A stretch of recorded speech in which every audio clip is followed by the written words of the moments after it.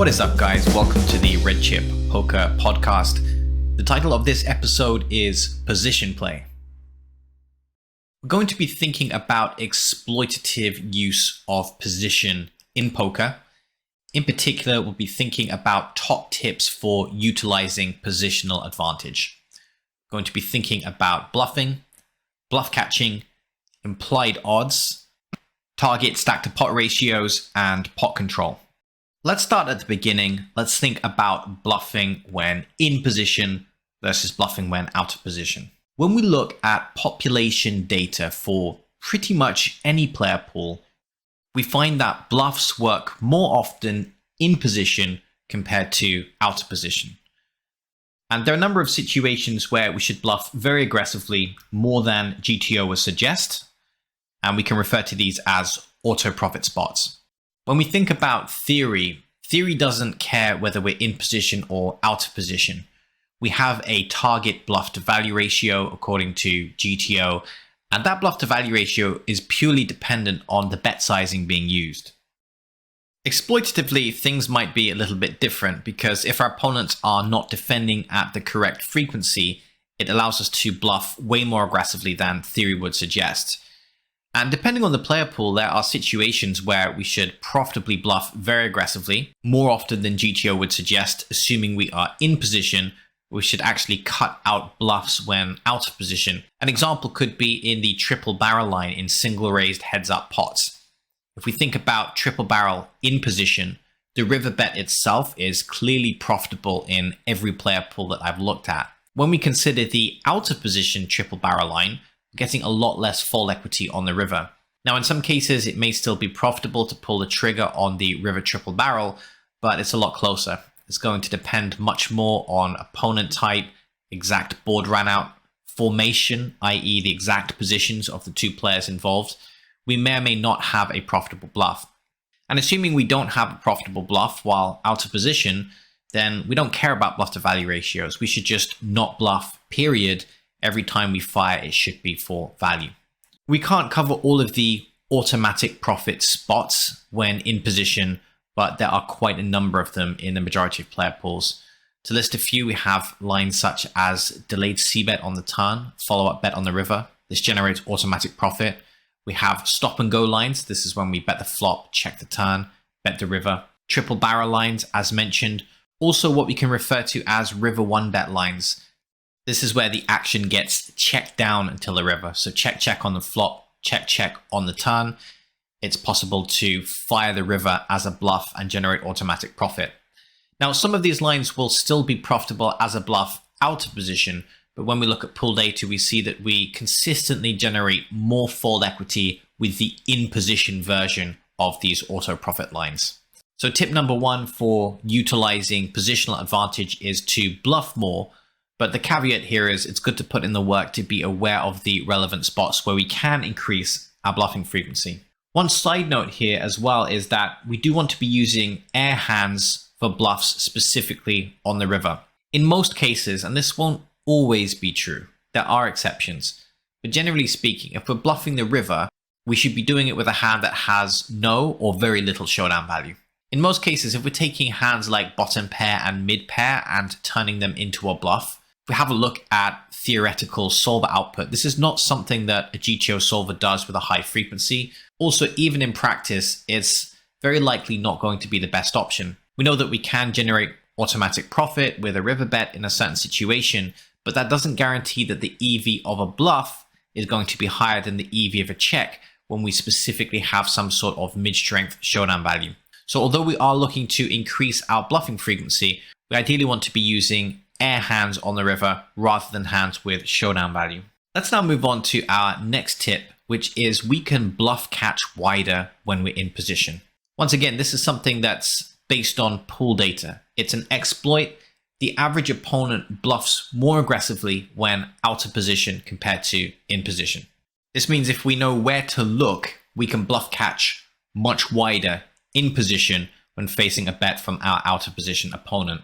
Now that's the very broad overview of things. We do want to improve on this process and combine our position with any sizing, formation, or villain data. Just to give you some examples, If our opponent's betting pot size on the river, that's not such a good sizing to bluff catch against. If he's betting half pot or 2/3 pot, maybe he's going to be bluffing more often with those bet sizings.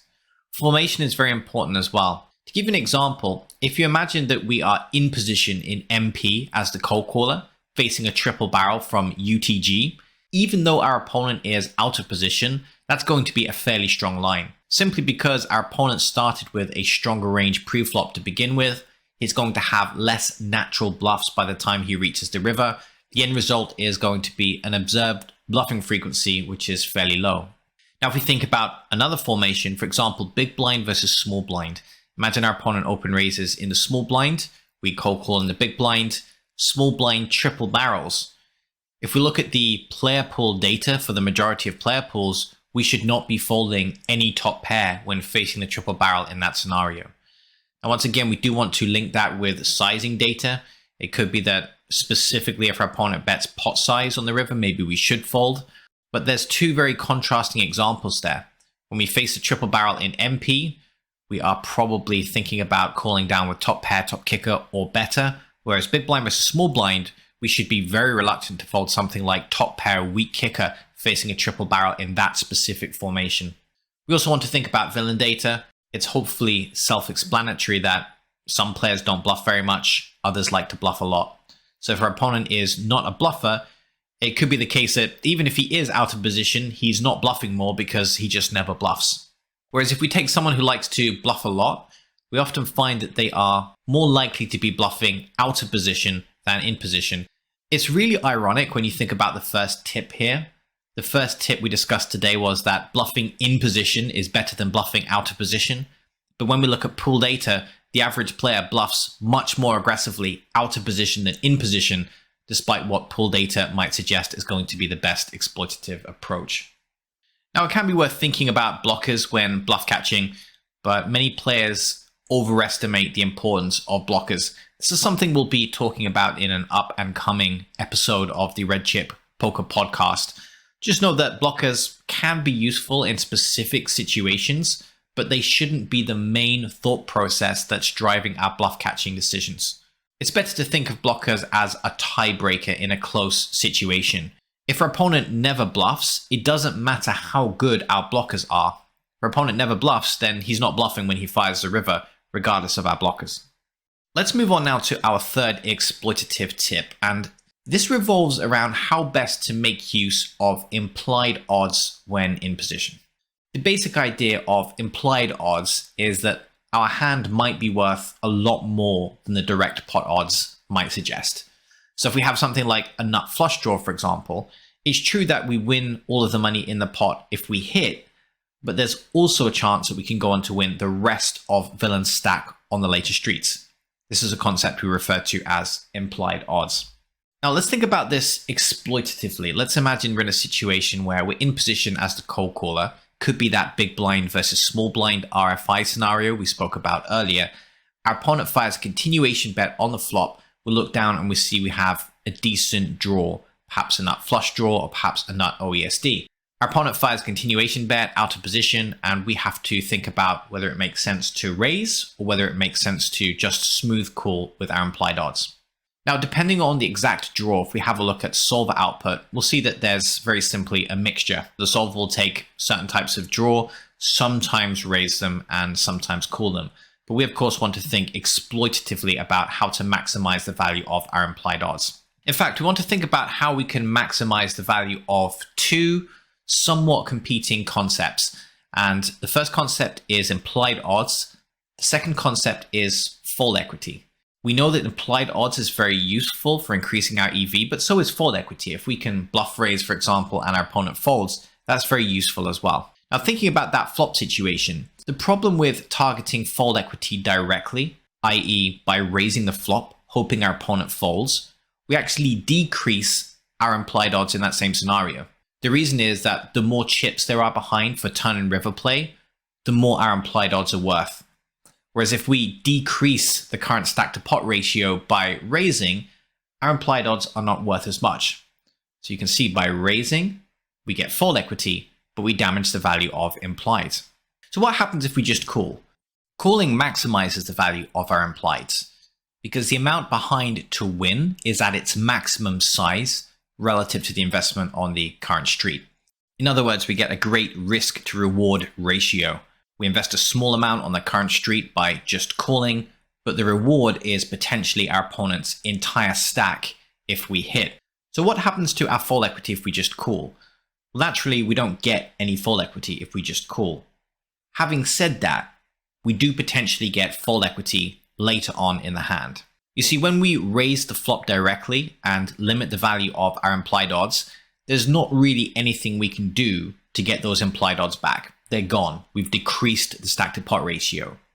The interesting thing about fold equity is we can still maximize its value in many cases, even if we delay it to a later street.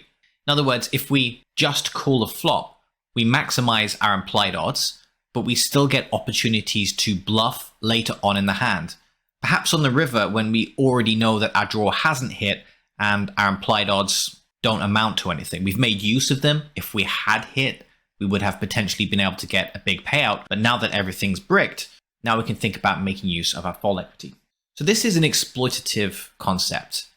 We can maximize the combination of future bluff potential, i.e. fold equity, and also our implied odds by smooth calling earlier streets with draws.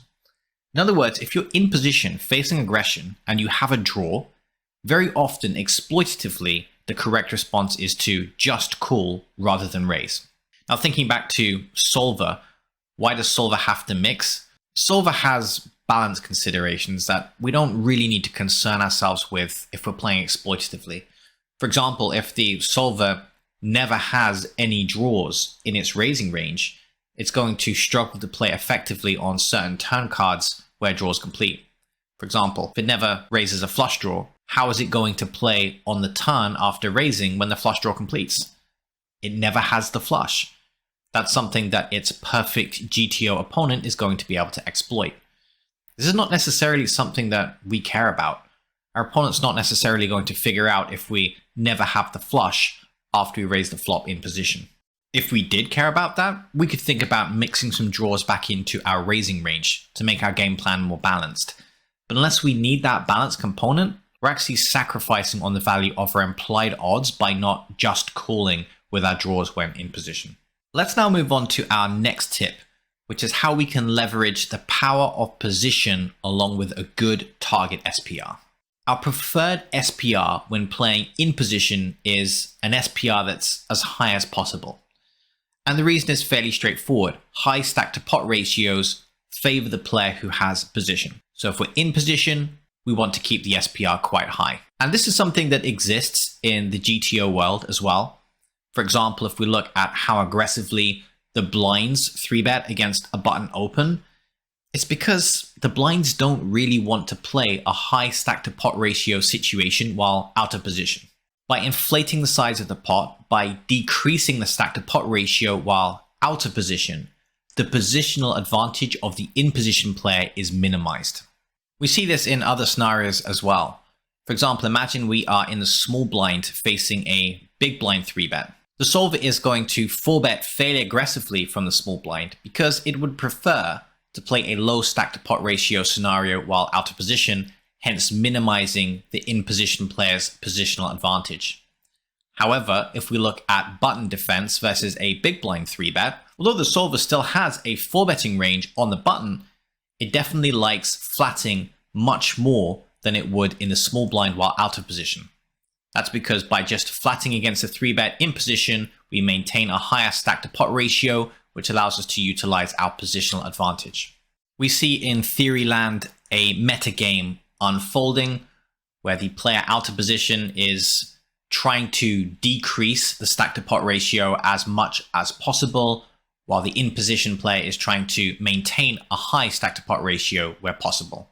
Of course, they can only pursue these goals so aggressively because in GTO land, the opponent is a perfect GTO player. So for example, if we try and 3-bet out of position too aggressively against the button open to decrease the size of the stack to pot ratio, now button potentially has a counter exploit against that. So there is a metagame at work, but that metagame exists within constraints of balance. We can only pursue these goals so aggressively. When we start thinking exploitatively, there's another interesting dynamic at work here. And that dynamic is that high stack to pot ratios favor the player with the higher skill edge. And this second point is extremely powerful to the point where it trumps that first metagame goal. To give a simple example, imagine we open raise on the button and a weak player 3-bets from the big blind. And let's just say for argument's sake, we have something that, according to Solver, is mixed between 4-betting and flat calling.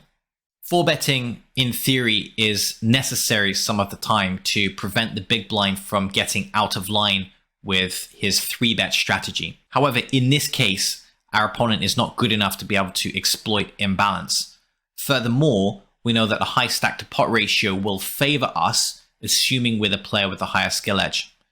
There's a very good chance that that 4-bet, which is mixed into the flatting range according to Solver, should now become a pure flat against the 3-bet. It allows us to not only leverage our positional advantage, but also make the most use of our skill edge. A simple way of thinking about this is, imagine you're playing against a recreational player who has no clue how to play the game. But on a specific day, the rules of poker have changed, and the way that poker works is every single hand, you have to simply go all in pre-flop. Now, in that environment, it doesn't matter how much better we are than our opponent, he's always going to fully realize his equity. So because a large amount of the chips are going in pre-flop, all of the chips in this case, it means we can't effectively utilize our skill edge because our opponent always fully realizes his equity. Now, let's just say instead we were playing lots of 4-bet pots. We get to utilize our skill edge a bit more in that scenario, but we don't get to utilize our skill edge as much as we would be able to if we were playing lots of 3-bet pots and single raised pots.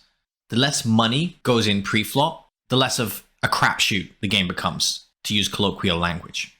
What this means for us is, assuming we have a skill edge against the average opponent in our environment, there are many situations where it's going to be incentivized to take the less aggressive option pre-flop, especially if we're in position. There are going to be situations where it makes sense to flat out of the blind rather than 3-bet. There'll be situations where it makes sense to just call against a 3-bet or a 4-bet rather than get all of the chips in pre-flop. Keep in mind, this is an exploitative principle. This is not how the solver plays. The solver is perfectly balanced. These are techniques not only for utilizing our positional advantage most effectively, but also generating the highest possible win rate against a recreational opponent. The other side benefit to keeping the pot small and playing post-flop is that we'll generally pay less rake. We'll be able to get the chips in with a higher equity percentage in general, and our pre-flop investment will typically be small relative to the amount that we can win post-flop. Again, a high risk to reward ratio. We don't pay a large amount of rake until we know that we're in a very profitable situation. Let's now talk about our final tip, which is related to pot control. And also we're going to talk a little bit about protection in position also. Exploitatively, we have the ability to play non-vulnerable mid-strength hands very passively. When we talk about a non-vulnerable mid-strength type hand, typically referring to pair plus draw, perhaps a second pair or a weak top pair on a dry texture, a type of pair that's fairly robust and not likely to be outdrawn. We generally should be looking to pot control with these types of hands, which is easy in position. The goal is to get closer to showdown, and it's going to be a lot easier to bluff catch if we maintain a fairly small pot size. Solver does something different. Solver plays vulnerable mid-strength hands passively, but tend towards playing a bit more aggressively with the non-vulnerable mid-strength hands. You see, the solver has a different criteria to us once again. The solver is concerned about making sure there are some well-protected mid-strength hands in the betting range so that it can defend against a check raise, for example. What we should be looking to do is somewhat the inverse of the solver here. We should be looking to play very aggressively with vulnerable mid-strength hands. Think a pair of sevens without a redraw, for example. Now, this might seem contrary to the idea of pot control, because essentially we are building the pot with a mid-strength type hand. Once again, we have two competing concepts here. So the first concept is pot control, which is a legit concept. It's important to minimize the size of the pot if we have well-protected mid-strength showdown. However, the competing concept here is equity denial. protection against things like overcards or draws or backdoor draws that our opponent can hit. And anytime we have a second pair type hand and we give our opponent a free card, it's going to increase the chance that he's able to outdraw us or potentially turn his hand into a bluff and push us off our mid-strength type hand. This opens up the possibility to play quite aggressively with vulnerable second pair type hands. For example, we can c-bet flop and turn very aggressively with second and even third pairs if they aren't well protected. Another aspect of strategy here is we can raise aggressively in position. For example, imagine we defend big blind against a small blind open raise. We flop something like second or third pair. Our opponent fires a continuation bet. We raise our second pair for protection, fire the turn, and then check back the river. This is a very strong line. Now, the solver is limited in how aggressively it can do this. If the solver started playing very aggressively with mid-strength type hands, it starts making itself susceptible to a counter exploit, which is the 3-bet. If, for example, we are 2-betting the flop with a fairly pronounced range of mid-strength type hands, then the exploit is to start 3-betting more aggressively against that. It's going to be difficult to defend. But of course, that's a solver consideration. If we look at pool data, the average player really doesn't 3-bet very much. And also, the average player doesn't really 2-bet very much. So once again, if the solver were to fire a flop continuation bet with a whole range of second and third pair type hands, it would potentially make itself vulnerable to a flop check raise. But if we assume that our opponents aren't capable of detecting that imbalance and not going to start 2-betting and 3-betting aggressively because of the presence of these mid-strength hands, we can get away with betting for protection significantly more aggressively than we're supposed to be able to in theory. The solver is limited in how it can play second and third pair type hands. We can play them very aggressively, especially when in position. And the reason why position is so valuable for protection is that we very often get to control whether we see a showdown, or at least we have a slightly greater element of control. Simple example is if we c-bet flop and turn with a mid-strength type hand, we can often just check back the river. Whereas if we try and accomplish the same feat out of position, we potentially find ourselves facing a river stab from our opponent. We c-bet the flop, we c-bet the turn, we then check the river. That's a little bit of a white flag. Our opponent may decide to launch a big bet. It might be difficult to defend against that. So we find ourselves fully realizing our equity at showdown much more consistently when we have the advantage of position. Same concept with raising the flop in position with something like a second or third pair, is we can fire the turn again for protection. Then when our opponent checks to us on the river, which is the most typical thing, players do generally check to the aggressor from the previous street. Our opponent checks to us on the river, we can check back, we can fully realize our equity. If we have something that's not likely to be outdrawn, so it's something like a mid pair plus a flush draw, or a fairly high mid pair. For example, imagine we open raise pre-flop. The board comes down ace king 5, and we have something like king jack. That's not vulnerable to being outdrawn. Furthermore, with the jack, we actually have the backdoor straights covered ourselves. We may actually connect with runner straight. So that's the type of situation where pot control becomes very important. And once again, the advantage of position allows us to pot control effectively. We can simply check back flop, and in most cases, a standard line with a fairly robust second pair type hand is simply going to be cool turn, cool river. So we have two very important concepts, pot control and protection. We have to decide, depending on the type of hand we have, whether pot control or protection is the most important. To give an example of another type of hand, the dominated draw. For example, imagine we open raise pre-flop from the button, big blind defends, and we flop a dominated gut shot. In other words, if we make our gut shot on the turn, it's not going to be the nut straight.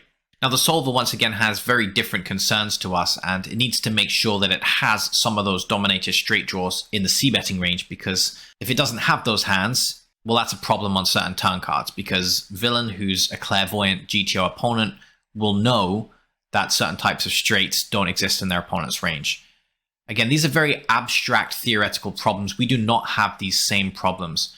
What we have the luxury of being able to do is fire a continuation bet and build the pot if we have a draw to the nuts, but limit the size of the pot, i.e. pot control if we have a dominated draw. Same thing could be said with an air type hand. If we've completely missed the flop and we know that the absolute best type of hand we're ever going to make by the river is some type of weak pair, or maybe two pair if we catch runner, then that's a good argument for pot controlling initially on the flop, because we know there's not really going to be a situation later on in the hand where we want to play a large pot. So when making decisions in position, think about these two competing concepts, pot control, protection, decide which is the most important based on the type of hand you have, and make use of your position to put yourself in a favorable spot. Okay, quick recap on what we've looked at for utilizing positional advantage. We can bluff more in position. We can bluff catch more in position. We can get the most advantage out of implied odds by delaying aggression with draws until later on in the hand. That way we still get to capitalize on fall equity as well. We can maximize our EV that way. We've spoken about target SPRs and how we like to keep the SPR high, especially when we have position and especially when we have a skill edge against our opponent. And we've also talked about pot control and protection, perhaps two sides of the same coin. Depending on the type of hand that we have, we may prefer pot control or we may prefer to aggressively protect. And we've discussed how we can generally, as a general rule, protect much more aggressively than the solver can. The solver has to worry about being counter-exploited, whereas we don't. We can play very aggressively with holdings like second pair and third pair in position, either by betting ourselves or raising against our opponent's bets. Thanks very much for listening, guys. Hopefully this will improve your in-position game. This was Coach Weasel, and this was the Red Chip Poker Podcast.